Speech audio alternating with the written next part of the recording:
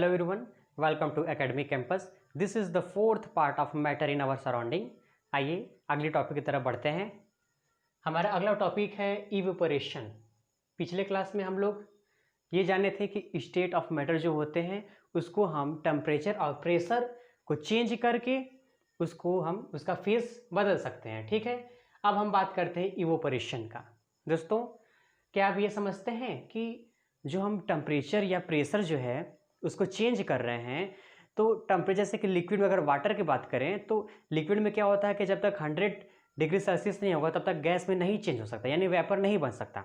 तो क्या ये ज़रूरी है कि टेम्परेचर और प्रेशर को बढ़ाया ही जाए या कम किया ही जाए? क्या ये ज़रूरी है?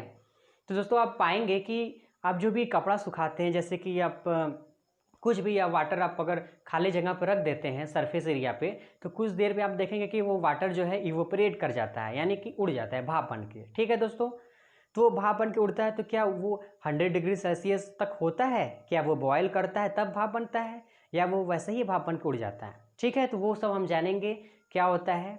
आइए शुरू करते हैं.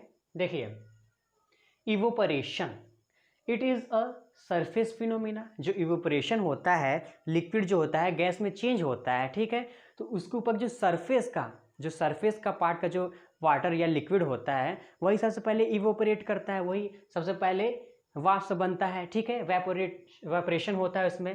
तो इसलिए it is a surface phenomena. ठीक है, ये सरफेस का फिनोमिना है. ठीक है, दूसरी बात कि particles from the surface gain enough energy to overcome the forces of attraction present in the liquid and change into the vapor state.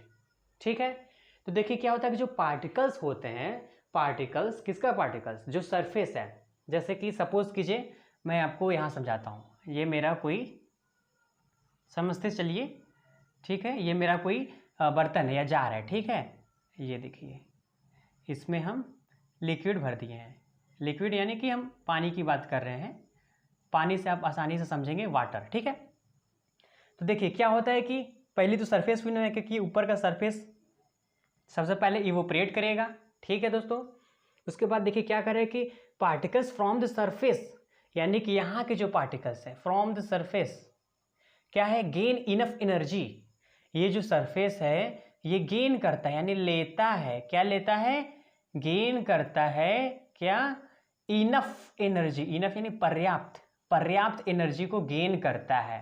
ठीक है, ये एनर्जी को गेन करता है टू ओवरकम. अब ले लिया, कहाँ से लिया? ये सराउंडिंग जो इसके चारों तरफ ये जो देख रहे हैं, ये मेरा समझिए पार्टिकल्स है. इसके चारों तरफ ये नीचे का जो ये सब पार्टिकल्स है, यहाँ से ये हीट एनर्जी लेता है. हीट एनर्जी लेगा तो क्या होगा, उसका काइनेटिक एनर्जी बढ़ता है. ठीक है, ये हीट एनर्जी लेगा तो क्या होगा, काइनेटिक एनर्जी, इसका काइनेटिक एनर्जी ज़्यादा होगा. काइनेटिक एनर्जी ज़्यादा होगा तो क्या होगा, गैस में चेंज हो जाएगा. ठीक है, तो वही कर रहा है कि particles from the surface gain enough energy to overcome. तो आप एनर्जी ले लिया तो क्या करेगा, to overcome the force of attraction. ठीक है, अब ज़्यादा एनर्जी ले लेगा तो क्या करेगा, जो फोर्स ऑफ अट्रैक्शन है लिक्विड का उसको पार कर जाएगा, उसको ओवरकम कर देगा, कम कर देगा. ठीक है, इसलिए तो force of attraction present in the liquid. ठीक है, जो लिक्विड में प्रेजेंट है and change into the vapour state, वही चीज़ है. ठीक है, तो क्या हुआ कि फोर्स ऑफ अट्रैक्शन को कम कर दिया लिक्विड का और चेंज हो गया वेपर स्टेट में. तो ये जो प्रोसेस है इसी को कहते हैं इवोपरेशन. ठीक है, क्या है, this phenomena of change of liquid into vapour at any temperature, कोई भी टेम्परेचर पे below it's boiling point. Boiling point से कम होना चाहिए दोस्तों, इस पर ध्यान दीजिएगा. ठीक है, किसी भी temperature below it's boiling point is called evaporation. ठीक है, समझने के बाद क्या है इवोपरेशन. आमतौर की भाषा में आप तो समझ ही रहे हैं कि कैसे पानी इवोपरेट करता है, ऊपर भाप बन के उड़ता है. उसी प्रोसेस को यही डिफिनेशन के तौर पे समझाया गया है. इसको आप अच्छे से समझ लीजिए. और ये जो अभी आपको समझाया गया इसको और बारीकी से आगे समझाई जाएगी. ठीक है, तो आइए कुछ एक्टिविटी सॉल्व करते हैं. आपको धीरे धीरे सब समझ में आएगा, जो भी आपके डाउट है सब समझ में आएंगे. ठीक है, एक्टिविटी क्या है, सपोज कीजिए, मानिए कि एक टेस्ट ट्यूब आप ले लेते हैं. ठीक है, आप एक टेस्ट ट्यूब ले लीजिए, उसमें 5 ml वाटर डाल दीजिए. टेस्ट ट्यूब यानी कि आप टेस्ट ट्यूब, ऐसा टेस्ट ट्यूब होता है. ठीक है, आपके लैब में होगा, ये शीशे का टेस्ट ट्यूब होता है. 5 ml इसमें हम क्या किए, 5 ml वाटर ले लिए, ठीक है। पुट नियर द विंडो, कोई आपका खिड़की है, खिड़की खुला हुआ है, वहाँ पे आप रख दीजिए, या फैन आपका ऑन है, ठीक है, फैन के नीचे आप उसे खुले में रख दीजिए। ये पहला आप टेस्ट ट्यूब ऐसा ले लिए। दूसरा क्या कर रहे हैं कि दूसरा एक चाइना डिश लीजिए। चाइना डिश आपको पता होगा, एक कटोरे की तरह होता है, इस तरह चाइना डिश, ठीक है। तो ये चाइना डिश ले लीजिए, उसमें भी 5 ml क्या वाटर ले लीजिए, और पुट नियर विंडो, इसको भी उसी तरह विंडो के पास या फैन के नीचे, फैन ऑन होना चाहिए उसके नीचे रख दीजिए, ठीक है। तीसरा स्टेप क्या कीजिए कि एक और चाइना डिश लीजिए, उसमें 5 ml पानी लीजिए, ठीक है, उसको भी रखिए, लेकिन कहाँ रखिए, इनसाइड द कपबोर्ड। कपबोर्ड मतलब अलमारी, अलमारी के अंदर रख दीजिए, ठीक है। अलमीरा जो होता है, अलमारी, ठीक है, उसके अंदर आप रख दीजिए, उसमें मतलब कि हवा ज़्यादा ना लगे, एक जगह स्टेबल हो जाए और रखा रहे, ठीक है। तो ये 3 स्टेप आप किए। तो अब ये तीनों सब क्या मतलब निकल रहा है, तो देखिए, repeat it all 3 step on rainy season, ठीक है। इसको जो है, इसी तीनों स्टेप को आप रेनी सीजन में भी रिपीट कीजिए। सपोज कीजिए ये जो आप किए हैं समर के सीजन में हुआ है, ठीक है, और ये जो है इसी तीनों प्रोसेस को आप रिपीट करिए रेनी सीजन में भी, ठीक है, रेनी सीजन में। तो उसके बाद रिकॉर्ड कीजिए, ऑब्जर्वेशन जो भी आपको मिलेगा आप रिकॉर्ड करेंगे तो पाएंगे। तो पहले क्या रिकॉर्ड करना है, ये देखिए, रिकॉर्ड क्या करिए, टाइम को, टाइम या डे, या तो दिन या तो समय जितना लग रहा है इवोपरेशन का। आप पहले नोट कीजिए कि जो टेस्ट ट्यूब है इसमें 5 ml पानी है, ये कितना समय लेता है, या ये जो है चाइना डिश में 5 ml पानी है, ये चाइना डिश में 5 ml पानी है, ये कितना समय लेता है इवोपरेशन के लिए, इवोपरेट करने के लिए, जब तक वो पानी पूरा उड़ ना जाए, कितना समय लगेगा उसको उड़ने के लिए। तो या तो डे में आएगा तो टाइम में आएगा, ठीक है। तो भाई रिकॉर्ड कीजिए डे और टाइम में कि taken for the evaporation process, ठीक है। इवोपरेशन प्रोसेस के लिए जितना टाइम लग रहा है उसको आप नोट कीजिए।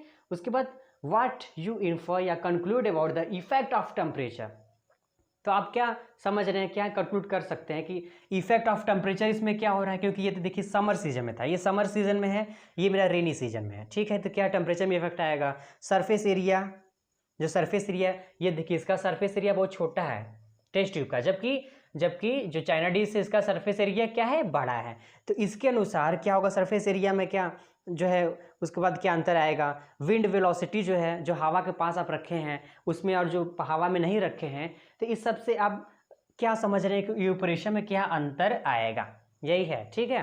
तो देखिए, ये जो ऑब्जर्वेशन है इसे आप यही समझेंगे कि जो टेस्ट ट्यूब हम रखे हैं फैन के अंदर, ठीक है, यहाँ से हम देख रहे हैं कि टेस्ट ट्यूब लिया गया है जिसका सरफेस एरिया कम है, और इस चाइना डिश का सरफेस एरिया ज़्यादा है, दोनों विंड फैन के पास ही रखा गया। तो क्या होगा, इन दोनों में सबसे ज़्यादा इवोपरेशन किस में होगा, चाइना डिश में होगा। किस में होगा, चाइना वाले डिश में, इसमें, ठीक है। इसमें क्यों नहीं होगा, क्योंकि इसमें नहीं होगा, क्योंकि इसमें सरफेस एरिया कम है, लेट होगा, ठीक है। उसी प्रकार जो चाइना डिश है ये भी चाइना डिश, अब इसमें दोनों में किस में ज़्यादा होगा, इसको हम अलमीरा में रखे हैं, इसको खुला हुआ हवा में रखे हैं, तो इसमें ज़्यादा होगा इवोपरेशन, इसमें कम होगा, ठीक है, इसमें ज़्यादा होगा। क्यों, क्योंकि ये है, इसमें एयर का जो स्पीड है, हवा है, ये सब नहीं लग रहा है, ठीक है।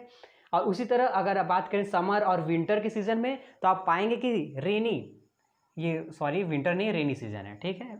विंटर में भी आप कर सकते हैं एक्सपेरिमेंट, कोई दिक्कत नहीं है। तो जो रेनी सीजन है, तो आप पाएंगे कि रेनी सीजन में इवोपरेशन कम हुआ, ठीक है, जबकि जो हमारा ये है समर सीजन उसमें ज़्यादा हुआ, ठीक है। तो ये जो अंतर आ रहा है, तो क्या, जैसे कि इसमें आप क्या पाएं, विंडो के पास है यानी कि विंडो के पास है यानी कि विंड की स्पीड या विंड की वजह से फैन ऑन है, इसका मतलब कि विंड यानी हवा से संबंधित। उसी तरह चाइना डिश है, यहाँ पे क्या था, सरफेस एरिया, ठीक है, सरफेस एरिया, यहाँ पे सरफेस एरिया डिपेंड कर रहा है। उसी तरह यहाँ पे क्या है, अलमारी, यानी कि यहाँ पे भी हवा डिपेंड कर रहा है। यहाँ पे क्या है, टेम्परेचर डिपेंड क्योंकि यहाँ पे देख रहे हैं रेनी सीजन का टेम्परेचर भी अंतर होगा। ह्यूमिडिटी, रेनी सीजन में ज़्यादा ह्यूमिडिटी होता है, HUMIDITY, ह्यूमिडिटी होता है। तो ये सब जो मैं लिख रहा हूँ ये सब फैक्टर हो गए, इसी सब के द्वारा चेंजिंग आ रही है, ठीक है। आइए इसके आगे हम बात करते हैं फैक्टर का। इन सब फैक्टर के बारे में बात करेंगे कि कैसे चेंजिंग आती है। इसको नोट कर ले जल्दी से, तो आगे बढ़ते हैं। फैक्टर अफेक्टिंग इवोपरेशन, ठीक है। The rate of evaporation increase with ठीक है, पहले तो आप जाने कि जो फैक्टर अफेक्टिंग इवोपरेशन, कौन कौन से फैक्टर हमारा जो होता है इवोपरेशन को अफेक्ट करता है। ठीक है, या तो बढ़ाता है या तो घटाता है। तो अभी पिछले जो हमने यहाँ पे देखा था, तो आपको मैंने बताया ह्यूमिडिटी हो गया, टेम्परेचर हो गया, विंड स्पीड हो गया, ये सब जो चीज़ें हैं, सरफेस एरिया हो गया, यही सब हमारे फैक्टर हैं। ठीक है, क्या है, पहला तो हमारा देखिए, पहला है surface area. Surface area, an increase in surface area हो गया, डिक्रीज इन सरफेस एरिया। और दूसरा क्या हो गया, टेम्परेचर हो गया। तीसरा क्या हो गया, ह्यूमिडिटी हो गया। ठीक है, तो जो हमने पिछले ऑब्जर्वेशन में पाया, जो एक्टिविटी हमने की थी, उसी के हिसाब से जो हमारा फैक्टर आया सामने, हम वही फैक्टर मानेंगे। ठीक है, तो देखिए the rate of evaporation increase with, जो हमारा रेट होता है क्या, किसका, इवोपरेशन का।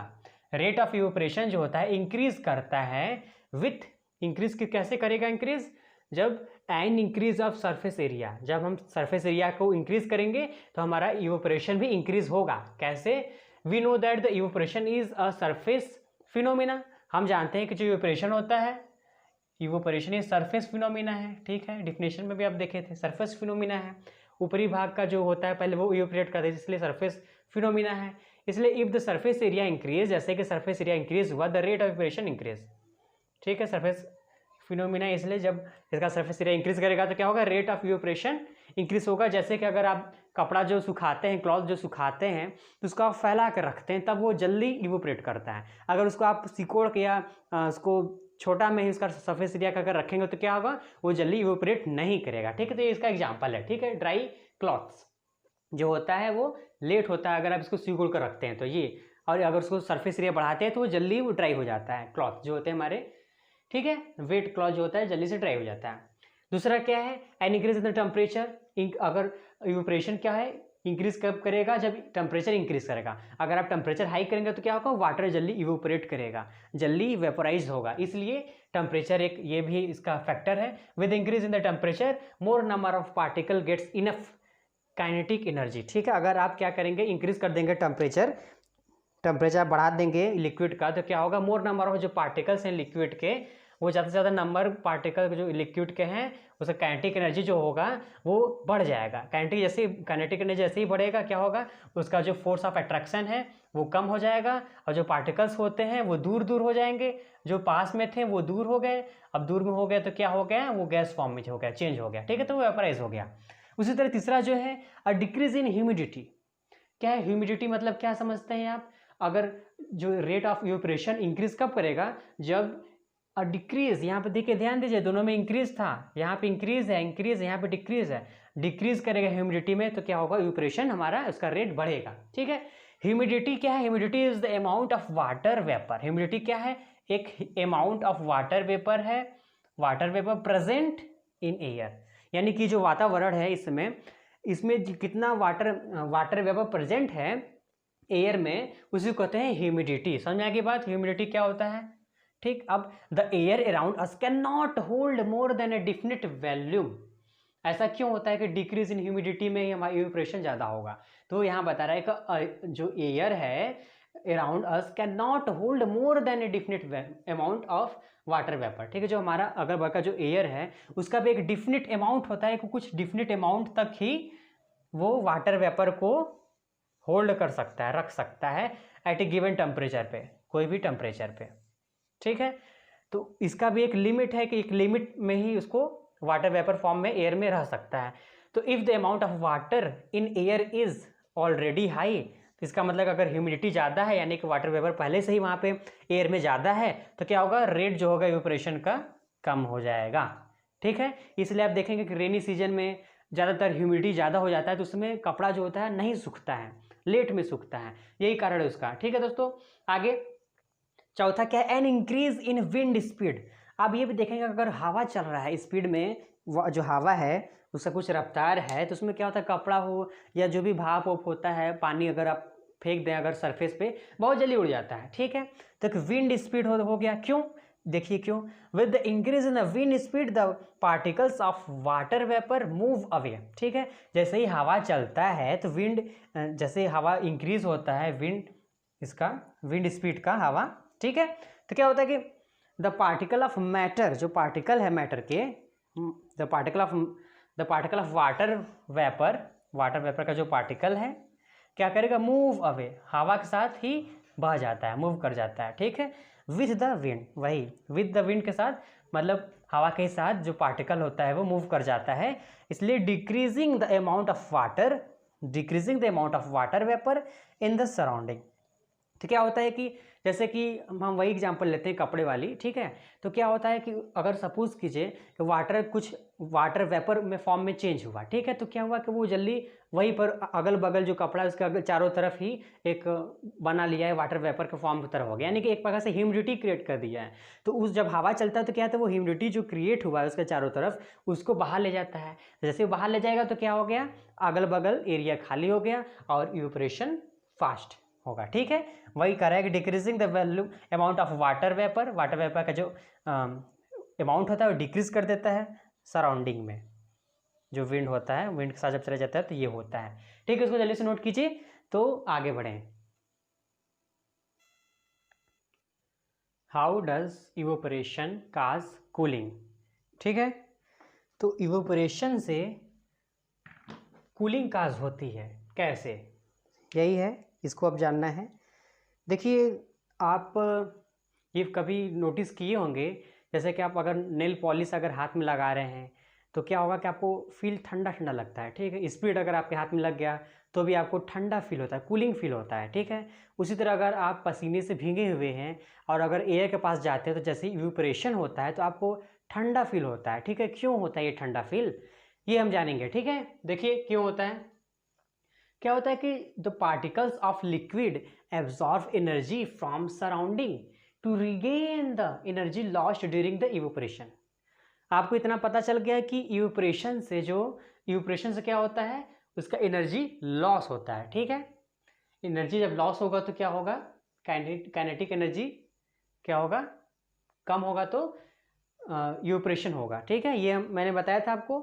तो वही करा है कि the particle of liquid absorb energy, जब क्या होता है कि एनर्जी लॉस्ट कर जाता है जहाँ इवेपोरेशन होगा, ठीक है। तो जैसे इवेपोरेशन होगा ना तो उसका जो एनर्जी है वो खत्म हो जाता है। जैसे ही खत्म हो जाएगा तो क्या करेगा, उसके पास एनर्जी खत्म हुआ तो अब अपने चारों तरफ की जो एनर्जी रहेगी उसको वो लेने की कोशिश करेगा। तो क्या होता है, तो the particles of liquid absorb energy, जो लिक्विड होता है जैसे ही उसके पास खत्म होता है तो वो क्या करता है, जो लिक्विड का होता है पार्टिकल वो एब्जॉर्ब करता है एनर्जी को, कहाँ से, सराउंडिंग से, अपने चारों तरफ से। क्यों, क्योंकि रीगेन करना है उसको, दोबारा उसको एनर्जी लेना है, ठीक है। दोबारा क्यों लेना है रीगेन एनर्जी, क्योंकि वो लॉस्ट कर चुका, लॉस्ट ड्यूरिंग द इवेपोरेशन। समझ में आ गई बात जो मैंने बताया वही। This absorption of energy from the surroundings make the surrounding cold, ठीक है। ये जो ऑब्जॉर्प्शन होता है एनर्जी का चारों तरफ से, सराउंडिंग से जो ऑब्जॉर्प्शन हो रहा है, अब सब जो चारों तरफ कुछ जो पार्टिकल्स है वो अपना एनर्जी दे रहे हैं, ठीक है। जैसे ही देंगे तो क्या होगा, ठंडा हो जाएंगे उनके, तो क्या होगा, तो चारों तरफ क्या हो जाएगा, ठंडा हो जाएगा, कूल हो जाएगा, मेक द सराउंडिंग कूल, ठीक है। आपको समझ में आ रही है बात, नहीं आ रही है, आपको भी समझ में आ जाएगी, ठीक है।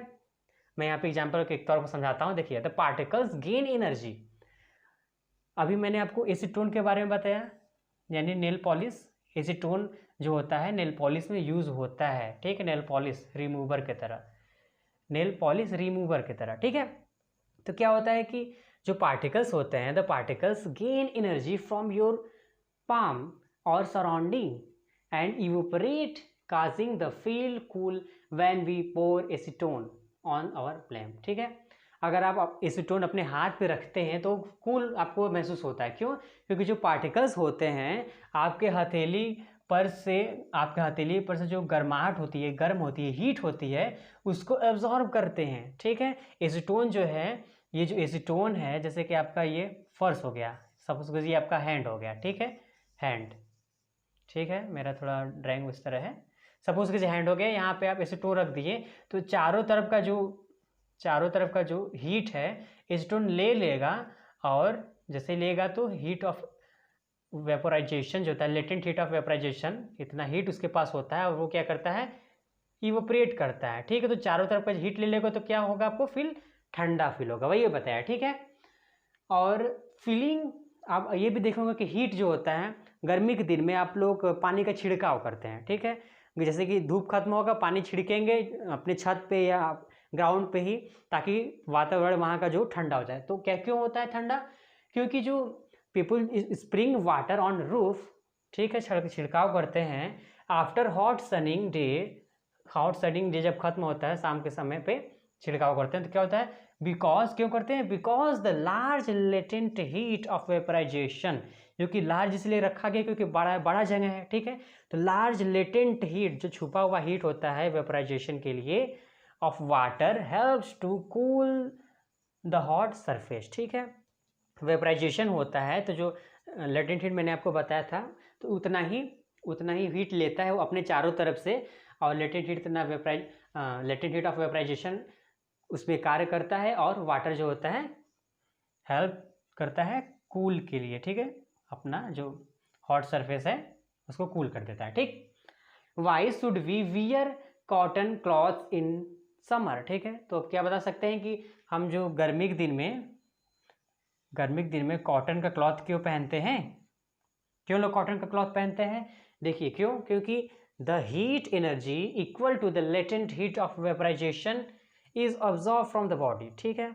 जो हीट एनर्जी होता है हम लोग के बॉडी का, ठीक है, उसको लेता है equal to the latent heat of vaporisation, लेता है और इक्वल करता है latent heat of vaporisation is absorb from the body, ठीक है। समझ आ गई बात कि हम लोग के बॉडी से एनर्जी लिया जाता है, हीट का लेता है, जो कॉटन कपड़ा होता है कहाँ तक लेता है? लेटेंट हीट ऑफ वेपराइजेशन, जब तक कि ना हो तब तक वो लेता है, एब्जॉर्ब करता है, और लिविंग द बॉडी कूल, हमारे बॉडी को क्या करता है? ठंडा पहुँचाता है, ठीक है।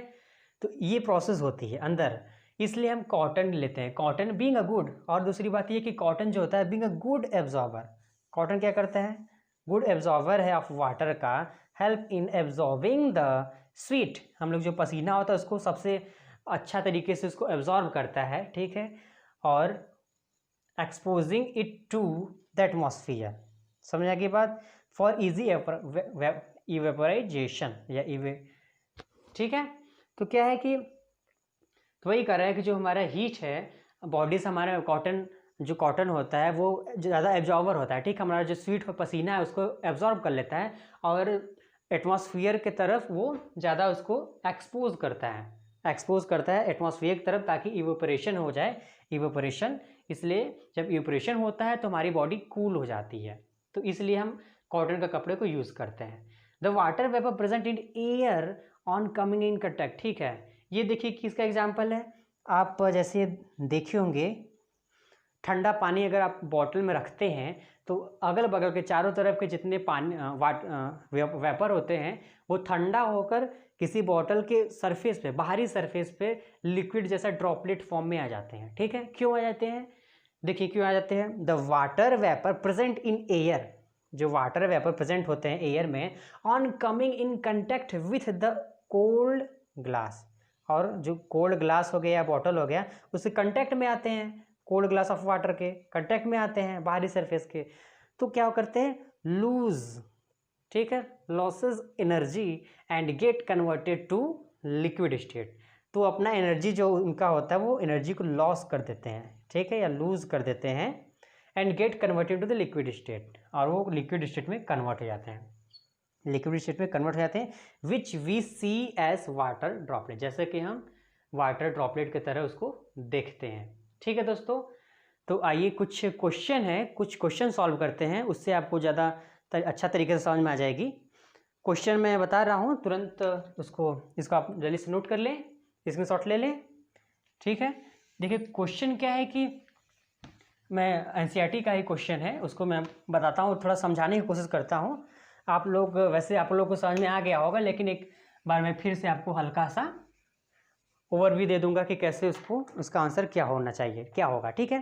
क्वेश्चन क्या है? Why does a desert cooler cool better on a hot dry day, ठीक है। जैसे कि कोई भी कूलर होता है, ठीक है, आप देखे होंगे कोई भी कूलर है, ठीक है, सपोज कीजिए ये उसका डायना है, जो भी है, ठीक है, ये कूलर है, इसका जो ये जाली जो होता है इसमें पानी लिक्विड इस यहाँ से बहता रहता है और हमेशा भीगा रहता है। तो वही कह रहा है कि गर्मी के दिन में ये ठंडा क्यों करता है? इसलिए करता है क्योंकि जैसे ही इस पर पानी की ड्रॉपलेट आती हैं, ठीक है। तो ये क्या करता है, पानी का ड्रॉपलेट क्या करता है, अपने चारों तरफ का हीट एनर्जी को किसको हीट एनर्जी, ठीक है, हीट एनर्जी को एब्जॉर्ब करता है, अपने चारों तरफ के हीट एनर्जी को एब्जॉर्ब करता है और क्या होता है, इवोपरेट कर जाता है। ठीक है, इवोपरेट कर जाता है तो चारों तरफ क्या होता है, कूल हो गया। उसी तरह इसमें क्या होता है, कूलर के अंदर के जितने हीट है सबको एब्जॉर्ब कर लेता है और इवोपरेशन चलता रहता है इसलिए। और जो अंदर जब कूल होता है तो ये हवा को अंदर से खींचता है और अंदर जो हवा मिलती है आपको वो कूल मिलती है। ठीक है दोस्तों, एक क्वेश्चन कंप्लीट। और दूसरा देखिए क्या क्वेश्चन कर रहा है कि how does the water kept in an earthen pot become cool during summer. ठीक है, देखिए गर्मी के दिन में आप घड़ा यूज करते हैं, पॉट मतलब घड़ा, ठीक है, घड़ा आप यूज करते हैं। क्या होता है कि ठंडा पानी क्यों करता है, ये क्वेश्चन है कि ठंडा क्यों करता है, सिंपल, ठीक है, क्यों करता है। इसमें अगर पानी भर दें कुछ देर में आप देखेंगे तो घड़ा ठंडा हो जाता है गर्मी के दिन में खासकर। क्यों, क्योंकि देखिए घड़ा को, जो ये घड़ा है इसमें एक पोर, छोटा छोटा पोर जैसा स्पेस होता है जिससे पानी पास करती है धीमा धीमा, ठीक है, बहुत ही छोटा छोटा पोर होता है। ठीक है, तो क्या होता है कि पानी इसमें से धीरे धीरे ऊपर आकर पास आती है, यहाँ पर पानी का लेयर बन जाता है। जैसे पानी के यहाँ पर लेयर बन जाएगा तो क्या होगा, पानी का काम क्या है, इवोपरेट करना। जैसे इवोपरेशन इसमें होगा तो क्या करेगा, अगल बगल को उसको एनर्जी चाहिए होगी ताकि वो लेटेंट हीट इतना हो सके। ठीक है, लेटेंट हीट ऑफ वेपराइजेशन, इतना इसको हीट चाहिए तो क्या करेगा, अपने चारों तरफ का हीट एब्जॉर्ब करेगा। वैसे ही सारे ड्रॉपलेट एब्जॉर्ब करेंगे तो क्या होगा, अंदर का जो सरफेस एरिया है इसका जो हीट है ये बाहर की तरफ जाएगा। ठीक है, बाहर की तरफ जाएगा और इससे हीट प्रोवाइड कराएगा। जैसे इसको हीट प्रोवाइड इतनी होगी, इवोपरेट कर जाएगा। ठीक है, जैसे इवोपरेट करेगा दूसरा जो पानी का पार्टिकल है यहाँ पे आ जाएगा। ठीक है, और उसको भी हीट चाहिए होगी, वो भी अंदर से हीट लेगा, वो भी इवोपरेट करेगा। ये प्रोसेस चलता रहेगा। इस तरह प्रोसेस चलते चलते क्या होगा, एक समय ऐसा आएगा कि पानी पूरा आपका ठंडा हो जाएगा। ठीक है, यही इसका आंसर है। तीसरा एक, why does our palm feel cold when we put some acetone और पेट्रोल और परफ्यूम ऑन इट। ठीक है, अगर आप अपने हथेली पर कोई भी एसीटोन रखते हैं या परफ्यूम रखते हैं या पेट्रोल रखते हैं तो आपको फील ठंडा होता है, वो उड़ जाता है। ये मैंने आपको अभी पिछले बस यही लेक्चर में बताया है। क्यों, ठीक है, यही तो था, यही इसका आंसर है। ठीक है, और सेम वही परफ्यूम और पेट्रोल में भी वही काम आएगा, यही।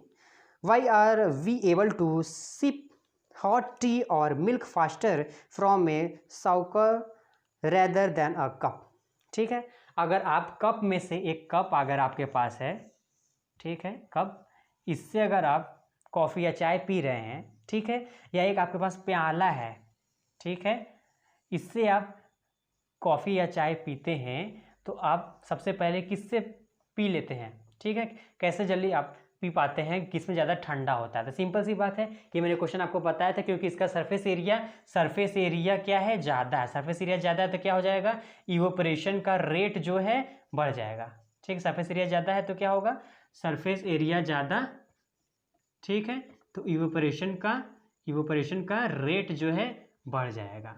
ठीक है, यही बात है। इसलिए इसमें, जबकि इसका सरफेस एरिया क्या है, कम है, इसलिए इसमें इवोपरेशन का रेट कम होगा। ठीक है दोस्तों, ये बात हो गया। और जब इवोपरेशन होगा तो आपको पता ही है, चाहे ठंडी होगी, क्यों, इवोपरेशन जब होगा तो क्या होगा, चारों तरफ की हीट लेकर उड़ेगा तो क्या होगा, ठंडा होगा। जबकि इसमें इवोपरेशन कम होगा तो क्या होगा, ये कॉफ़ी या चाय ठंडा जल्दी नहीं होगा। और पांचवा और आखिरी क्या है, what types of cloth should we wear in summer. ठीक है, अभी डिस्कस हुआ है कि किस टाइप का क्लॉथ आप समर में पहनते हैं, वही कॉटन क्लॉथ हो गया। और एक बात कि आप जब भी कॉटन, समर के वेकेशन में आप कॉटन क्लॉथ तो पहन रहे हैं, ये कॉटन हो गया। ठीक है, दूसरी बात कि लाइट पहनते हैं, लाइट यानी हल्का। ठीक है, कोई ज़्यादा गाढ़ा कलर का नहीं, लाइट पहनते हैं, क्योंकि जो लाइट कलर का होता है वो क्या कहते हैं, लाइट को या हीट को रिफ्लेक्ट कर देता है वापस। जैसे हीट आता है इसके ऊपर लाइट या हीट पड़ता है कपड़े के ऊपर, ये सपोज कीजिए ये कपड़ा है, ठीक है, या ये कपड़ा है, इस पर अगर जैसे हीट आता है ये वापस रिफ्लेक्ट कर जाता है, इसलिए आपको उतनी गर्मी नहीं होती है।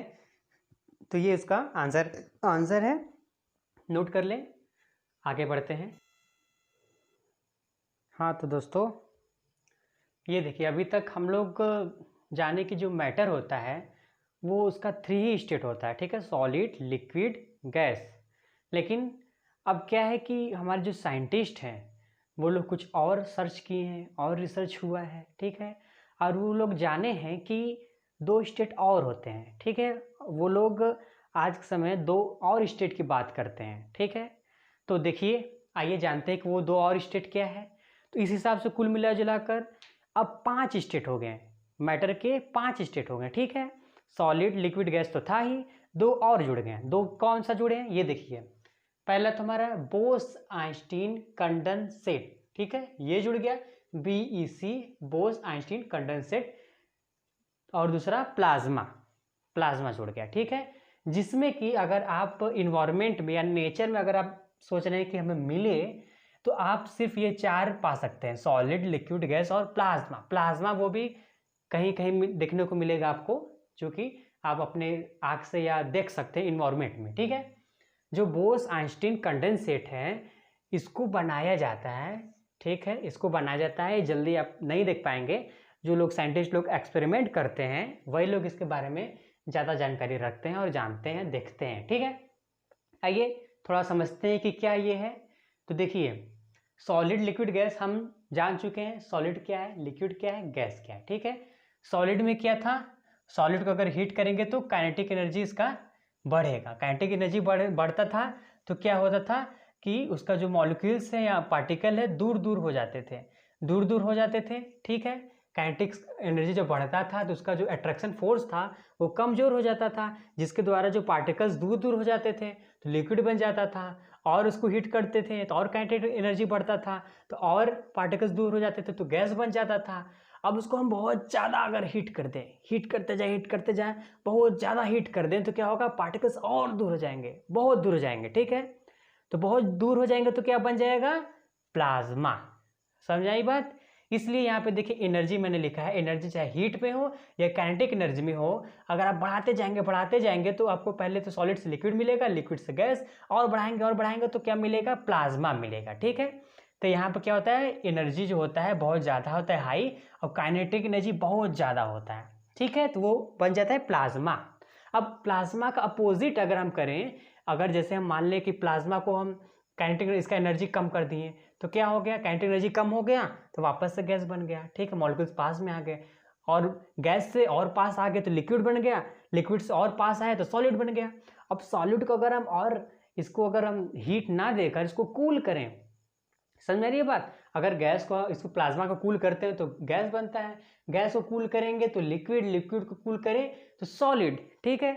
और सॉलिड को अगर कूल करते जाएं कूल, तो कम से कम 1000 टाइम्स कूल अगर कर दें हम तो क्या मिलेगा, बोस आइंस्टीन कंडेंसेट, ठीक है। तो आइए पहले हम बात करते हैं प्लाज्मा के बारे में, प्लाज्मा के बारे में बात करते हैं, फिर बोस आइंस्टीन कंडेंसेट के बारे में बात करेंगे, ठीक है। देखिए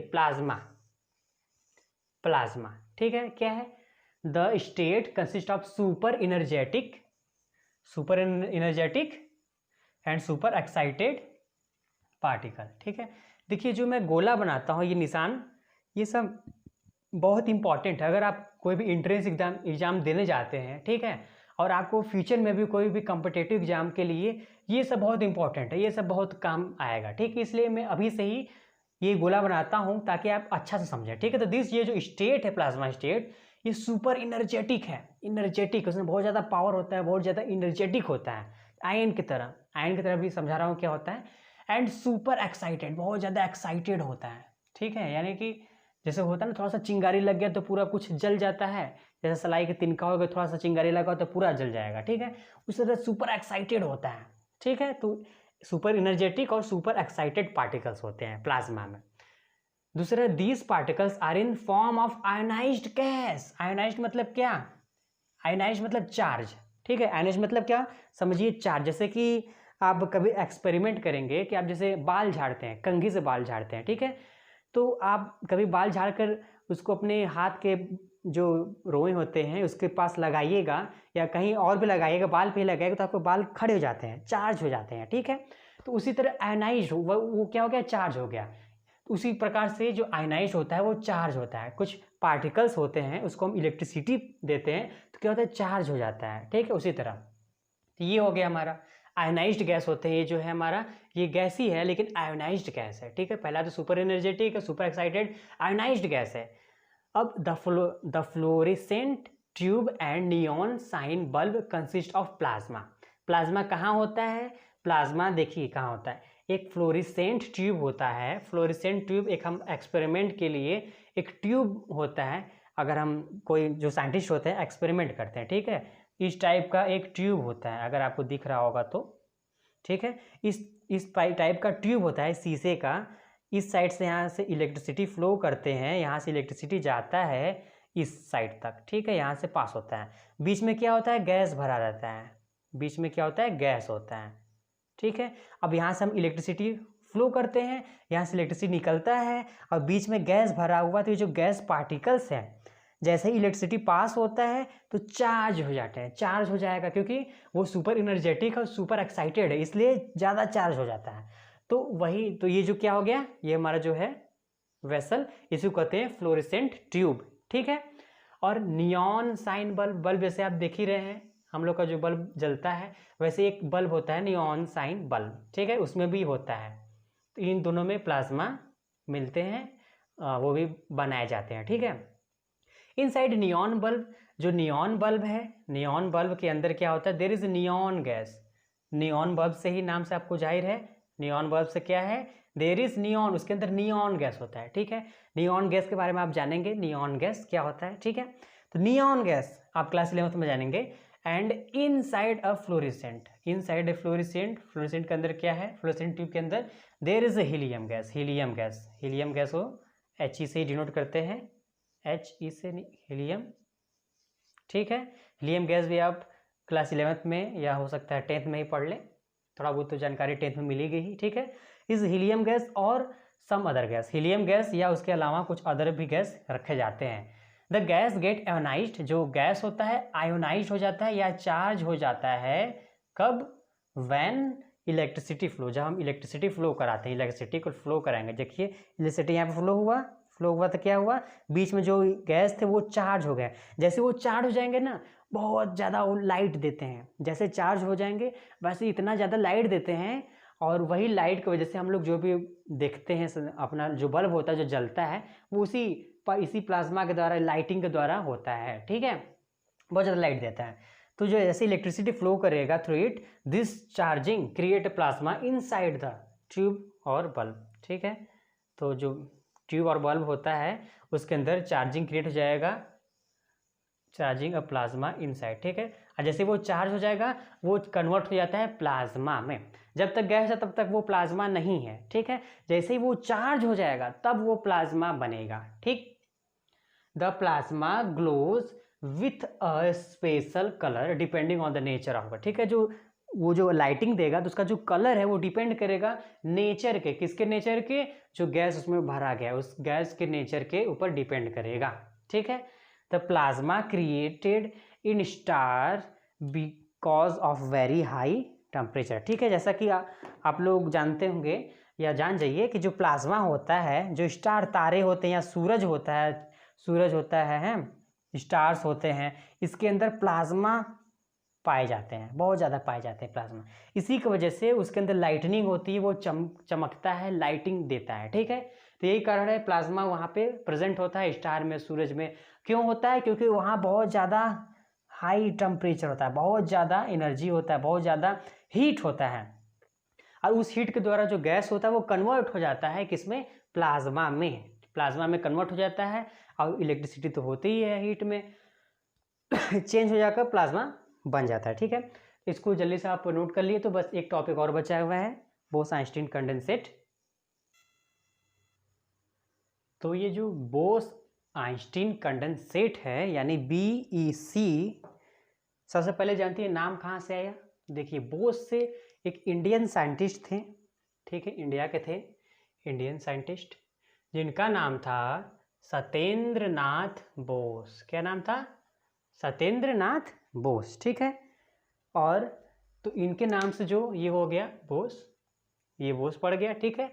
और आइंस्टीन का नाम आप लोग सुने होंगे, ठीक है, आइंस्टीन, अल्बर्ट आइंस्टीन, ठीक है। तो इनका जो लास्ट का नाम होता है वो लेकर बोस और आइंस्टीन कंडेंसेट हो गया। कंडेंसेट मतलब क्या, जैसे कि कंडेंसेशन अभी प्रोसेस पिछले 1-2 क्लास पीछे में हम लोग पढ़े थे। कंडेंसेशन प्रोसेस यानी कि गैस से जब हम लिक्विड में बदलते हैं तो क्या होता है, कंडेंसेशन होता है प्रोसेस। उसी कंडेंसेशन से कंडेंसेट बना है, यानी कि गैस से लिक्विड हुआ, ठीक है, यानी कि ठंडा किया गया। तो वही कंडेंसेशन से समझिए कोई ठंडा, वही वाली बात है, बहुत ज़्यादा कंडेंसेट किया गया, बहुत ज़्यादा ठंडा किया गया, तो जाकर ये बना, ठीक है, समझना की बात। आइए इसके बारे में तो कुछ जानते हैं और थोड़ा ध्यान दीजिएगा, बहुत इंपॉर्टेंट ये है।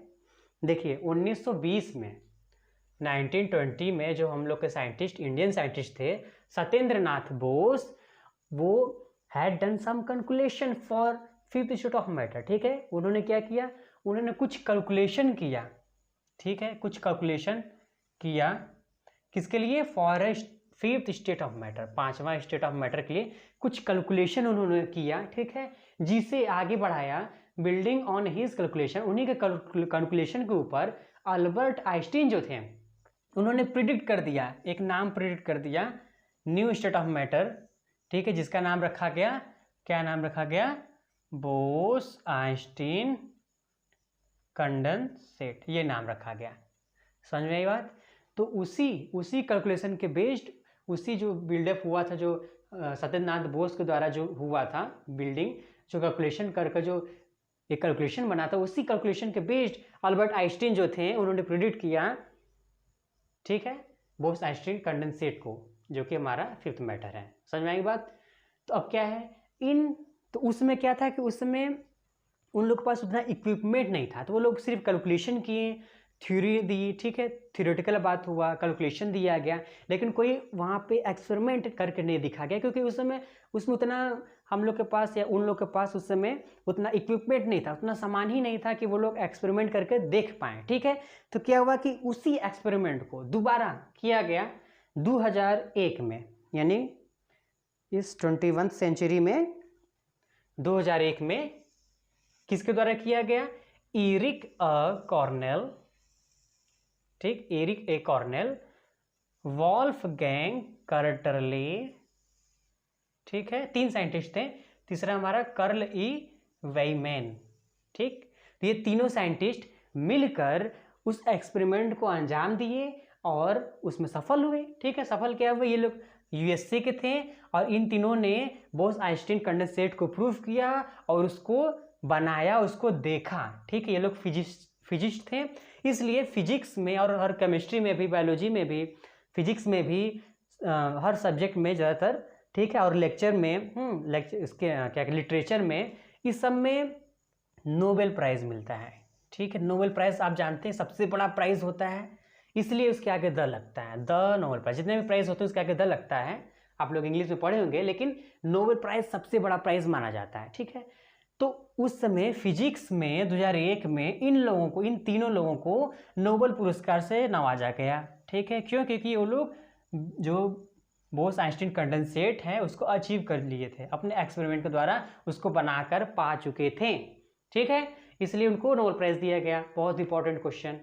उसके बाद जो Bose Einstein condensate is formed by cooling, कैसे बनता है, वो लोग बताएं कैसे बनता है और कैसे उन लोग किए, तो वो बताएं कि फॉर्म होता है कैसे, by cooling a gas of extreme low density, किसी गैस को सबसे ज़्यादा लो डेंसिटी में, ठीक है, एक्सट्रीमली लो, कोई ऐसा गैस जिसका कि डेंसिटी बहुत ज़्यादा लो हो, एक्सट्रीमली लो, ठीक है, उसको क्या किए, it is formed by cooling a gas of extremely low density, कोई गैस है उसको इतना ठंडा किए और तो वो खुद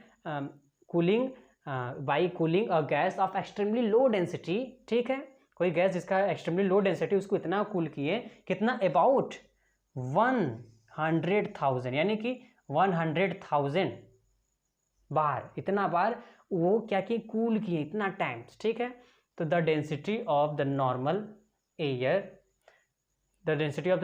air to super low temperature, ठीक है। तो उसका जो डेंसिटी था नॉर्मल एयर में, वहाँ से लेकर सुपर लो टेम्परेचर तक, गए वो लोग, इतना ज़्यादा वो लोग इसको कूल किए, इसलिए इतना ज़्यादा कूल किए तो वो क्या पाए, बोस-आइंस्टीन कंडेंसेट। और इतना ज़्यादा टाइम्स कोई कूल कर सकता है क्या किसी चीज़ को, बहुत बहुत दिक्कत होगा, इसलिए उस समय नहीं हो पाया था, अब किए जा चुका है, ठीक है।